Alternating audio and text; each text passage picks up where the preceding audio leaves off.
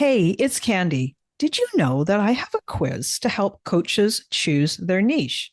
Yeah, I do. It's super popular and it has been taken more than 20,000 times.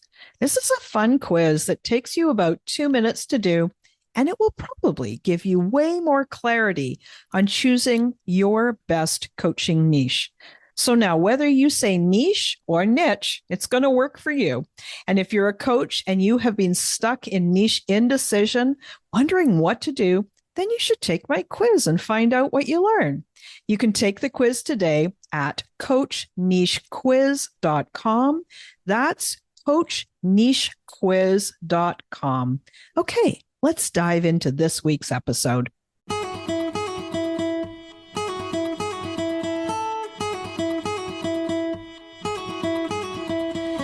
Welcome to She Coaches Coaches. I'm your host, Candy Motzek, and I'm going to help you find the clarity, confidence, and courage to become the coach that you are meant to be.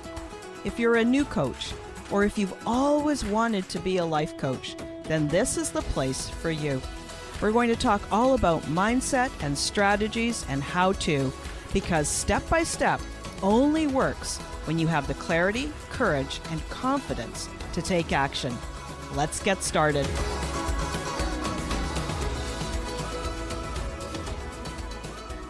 Hey everyone, and welcome to this episode. I have a special guest with me today. Her name is Sophie Lechner. And let me tell you a little bit about Sophie before we dive in. She has 25 years in corporate behind her, and she founded the Global Growth Experience. And with that, she helps solopreneurs who are on a mission to find their audience on LinkedIn and engage with them so they can spread their message and grow their business. Now, I've invited Sophie specifically because of her LinkedIn expertise. I know that so many of you coaches and consultants and online entrepreneurs, you're always wondering, like, how do I create relationships with people that could be part of my audience? How do I start to create those warm connections? And I know LinkedIn is a topic that I've never discussed yet on the show. So I'm looking forward to hearing all about it from Sophie. So welcome, Sophie. So glad you're here. Thank you. It's wonderful to see you and to be here, and hopefully I can help your audience. Oh, I'm sure you can. I know that you've got everything ready to go. So let's start. Just tell us a little bit about how you went from corporate to helping solopreneurs on a mission, specifically in the LinkedIn environment. Mm. Well, you could say that my audience kind of shrank in a way because I was talking to big corporations. And then when I created the Global Growth Experience, it was really to serve mid-sized companies. And later on, sort of around the time of the pandemic, I pivoted and started really focusing in on the LinkedIn component. And then recently, I focused even more on solopreneurs on a mission because I just get really energized by people who have this big vision of what they want to do. And I find that it gives them that umph and that action orientation, and it helps them to get over themselves and to get over whatever challenges they might have. So I'm loving this audience. It really energizes me. I love that. And LinkedIn is such a different platform. Mhm. Yes, it's a social media platform, but it has so many different aspects to it than Instagram or Facebook or TikTok or any of these other social platforms.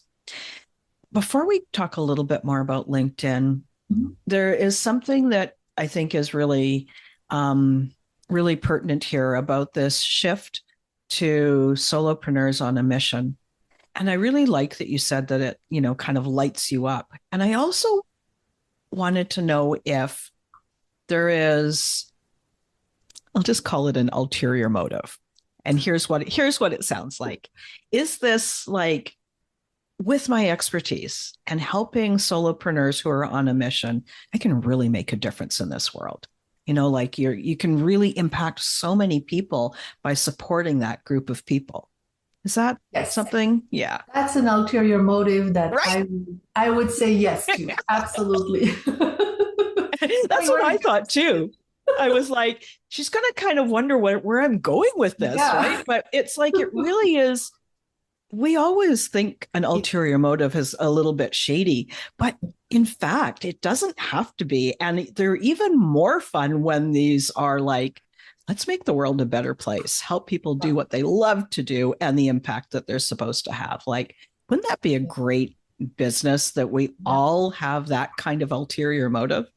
Absolutely. And it's funny because when I first started coaching on LinkedIn, I used to say, "Oh, I have a secret mission. I have a secret, agenda." And then one day I was like, "Why would it be a secret agenda? This is what I'm all about, right?" Just like Mm, embraced it. yeah. Oh, I love that. Yeah, so that's almost the same kind of thing, isn't it? And I think that there's a lesson there. Primarily the audience for this show is coaches, Mhm. but there is a lesson there about, how many coaches actually are kind of on a secret mission. And then if they came and found out more about how to show up on LinkedIn, how Mhm. many of them would just skyrocket their business because they would move past that? What do you And think that's about that? exactly the topic of the book I'm writing. So I'm glad Oh, that you okay. brought that up. Yes. That's exactly right. I may actually use ulterior motive in there at some point. But yeah, it's the ability. I love doing this work is to help people to um, like discover and identify and embrace this bigger mission that they have. They might not have, really spotted or put that word around. And I hesitated initially with on a mission because I feel like some of my audience probably don't think of themselves as on a mission. But I think it's worthwhile pushing them a little bit to outside of their comfort zone to go there. Yeah. And sometimes we think on a mission has to be like it's not worthwhile if it's not world peace, right? Right, But exactly. but a mission could be something like I just want to be able to make money, make a difference and live a life of freedom and help my clients. Like that is a mission in and of itself, right? It Yeah, doesn't have to be world peace. All those exactly. things actually lead to world peace. However, Right. however, it At doesn't scale. have to be. Yeah. Yeah. So tell me if I was a new coach and Mhm. I was coming out of corporate. Now, that's sort of my history as well. Mhm. And I was just starting out. How would you suggest they start on LinkedIn? Great. So first of all, I would compliment you on thinking about LinkedIn early in your journey because a lot of coaches start with all the mechanics and the branding and the this and the that and build all these things before they actually get themselves out there. And I believe that's a big mistake. So I would say great job starting on LinkedIn ASAP because even if you don't have all your ducks in a row, it doesn't matter. You can start having the conversations. You can start talking to people. You can start sharing your coaching, your expertise, and build relationships that will then be useful when you're actually ready with your offer and ready to get out there with your message. So that would be the first thing. Then I would tell them write your profile. And the key thing about the profile is, there's all the different pieces, but you can find information on whatever, Google on, the different pieces. But the key thing with the profile is exactly what we were saying is to really get in touch with your mission, Mm, find your why, and make sure that it stands out, that it really shines so that you can grab people on an emotional level. Decisions are made emotionally first, and then we're justifying with the data. So really make sure that this passion comes across. Besides, of course, being clear on who you help, what you do, etc. So those would be the initial two big, main piece of advice, I guess. right.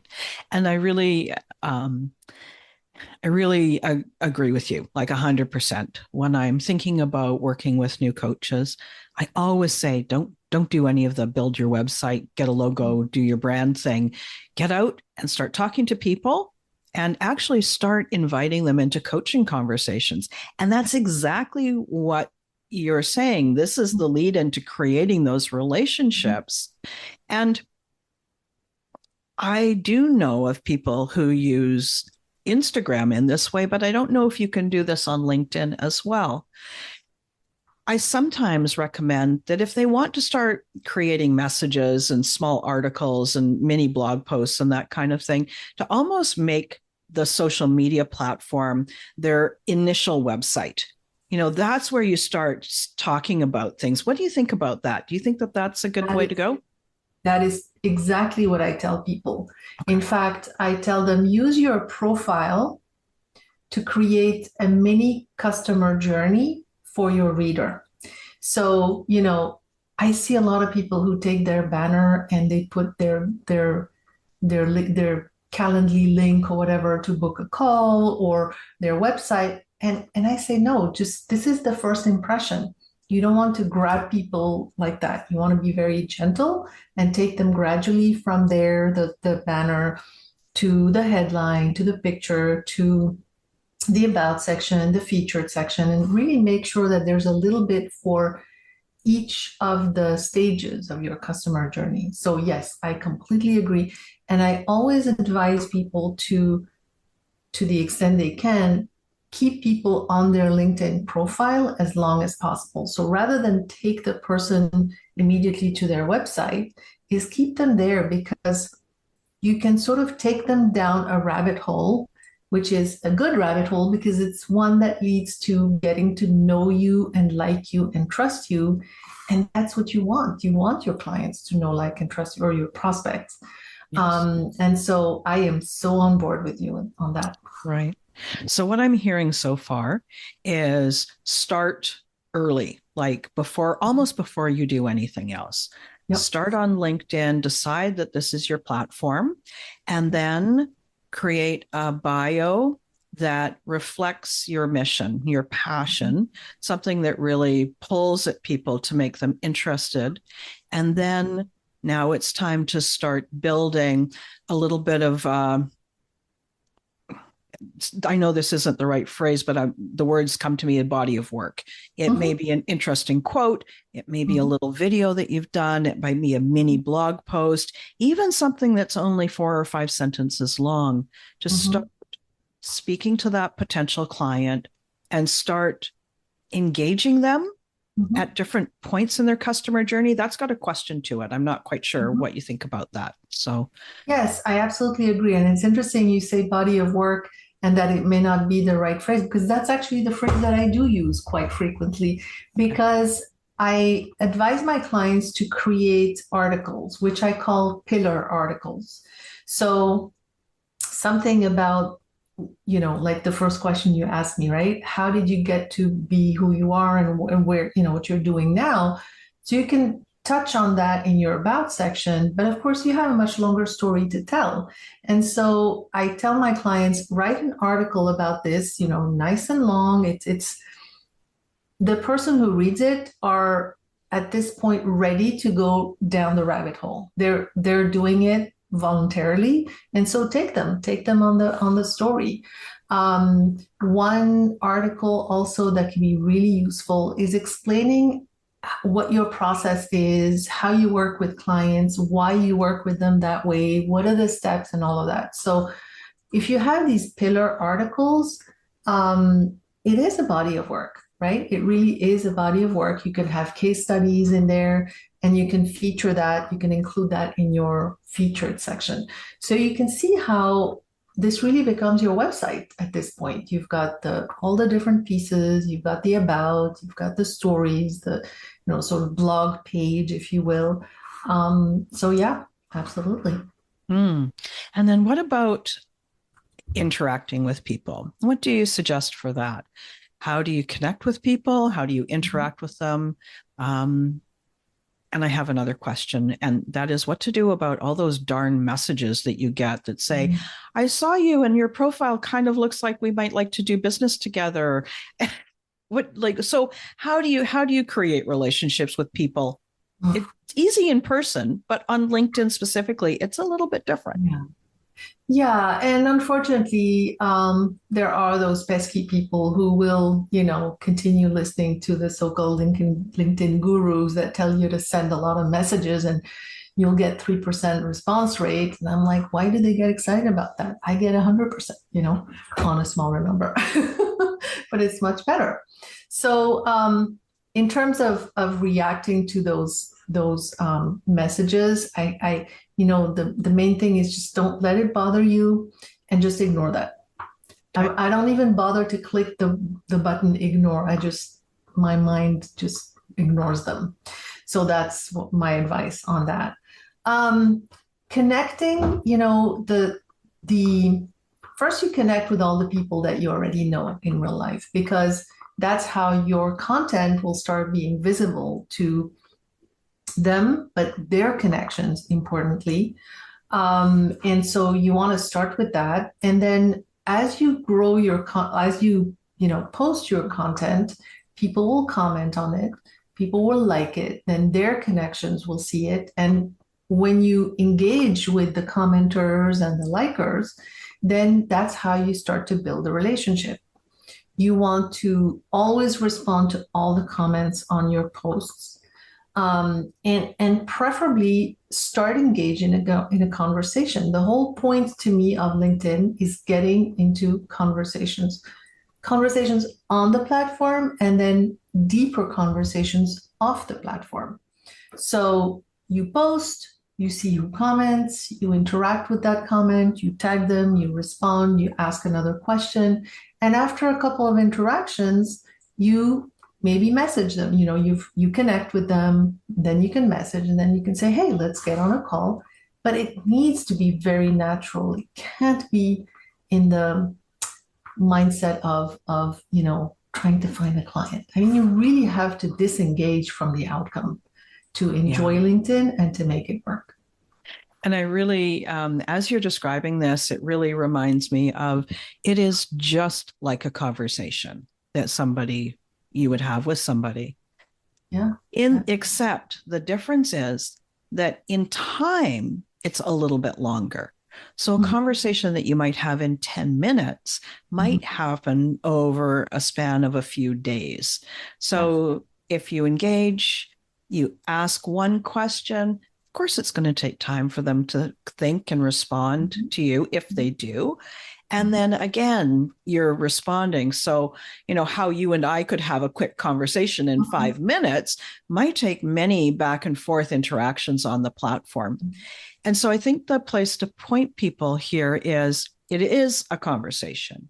These Yes. are real relationships. You start with your people that you know in real life, Mhm. and that there's no there's a bit of a fallacy that you might feel impatient that it's not Mhm. happening fast enough. But if you know that it's a conversation that takes place over a much wider time span just because of the platform, it'll probably help you feel much better about what's going on, right? Yeah, exactly. I like how you've phrased that. And yeah, like I'm so used to it, I'm having to actually reframe in my mind, the expectation that could be of an immediate conversation, like a synchronous conversation. I'm so Mm-hmm. used to this asynchronous setting. But that is what it is. So rather than think of each conversation as one person at a time, I guess I see it as, you know, how do I explain this even? Like you're having conversations here, there, and there, and there today. And then another day I would come in and I'd say, oh, right, there's that conversation. And then you continue that bit. Does it make sense? So it feels like It it's more does. It does. horizontal than vertical. Yes. Yeah. Hmm. Hmm. But for me, even now and when I was a new coach, that would have been really helpful for me to have that kind of understanding that it really is a conversation, but it's just at a different pace, Mm-hmm. right? And that, and then I think that there's a lot of, it could actually be an even better conversation Mm-hmm. because you have time to think a little bit before you reply, Yeah. really ask an interesting question, something that really is that you really care about, as Mm-hmm. opposed to just nice weather today, huh? Right? Yeah. Like Yeah. a real conversation as opposed to a surface level conversation. Yeah. So you've Yeah. told us so much already. What, um, so we've talked about exactly how to start. We've talked about the purpose of how LinkedIn can be that stand in for your website, especially early in the journey. You've Mm-hmm. talked about the importance of the bio, importance of the conversation. Gave me a great tip on what to do with all those pesky DMs. And what else? What am I missing? I think the biggest piece is the mindset and just disconnecting from the outcome. And that's, very hard to do, but it's also absolutely critical. And it's critical for your business, not just on LinkedIn, but in general, right? Like your sales conversations. Once you're able to have sales conversations where you can detach from the outcome and really focus on the person and how you can help them in this moment, everything changes. And on LinkedIn, it's very important to do that. If you go in looking for how can I, so two things, I think, how can I help people in general? So, in other words, do your coaching now ahead of somebody signing up for anything. So, coach people in general. Think of LinkedIn as your clients, how you would coach them. And also, it's just a place to have interesting conversations. So, I think coaches, by their very nature of their work, enjoy deep conversations. And so I find that LinkedIn offers you that opportunity to do that, to really get into thoughtful conversations, again, because of the asynchronous nature as well. And you can get into these conversations and it just feels enriching. I feel that it doesn't have to be always about your work and your coaching. It can be just in general.